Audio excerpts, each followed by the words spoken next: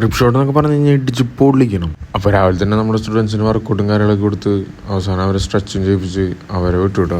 അതിനുശേഷം നമ്മുടെ വർക്കൗട്ടും കാര്യങ്ങളൊക്കെ സ്റ്റാർട്ട് ചെയ്തു. അപ്പോൾ അതിന് നല്ല രീതിയിൽ വാമ്പും കാര്യങ്ങളൊക്കെ ചെയ്തു കേട്ടോ. അപ്പോൾ നമ്മൾ ഫസ്റ്റ് തന്നെ റണ്ണിങ് ആണ് ചെയ്തത്. അത് 3 മിനിറ്റ് 3 റൗണ്ട് ചെയ്തത്. അതും ഒരു മീഡിയം സ്പീഡിലാണ് ചെയ്തത് കേട്ടോ. അപ്പോൾ അടുത്ത വർക്കൗട്ട് ചാർജിങ് ആണ്. അപ്പോൾ ചാർജിങ് ചെയ്യുമ്പോൾ നമ്മൾ റാപ്പ് നല്ല രീതിയിൽ ചുറ്റിയിട്ടോ. അപ്പോൾ നേരെ പോയി നമ്മൾ ഹെഡ് ബാൻഡ് കൂടി ഇട്ടു. അപ്പോൾ ഹെഡ് ബാൻഡ് ഇട്ട് കഴിഞ്ഞിട്ടുണ്ടെങ്കിൽ നമ്മുടെ കണ്ണിലേക്ക് വയർപ്പൊന്നും വരില്ല. അതുപോലെ തന്നെ മുടി നല്ല നീളമുണ്ടെങ്കിൽ കണ്ണിലേക്ക് തട്ടില്ല.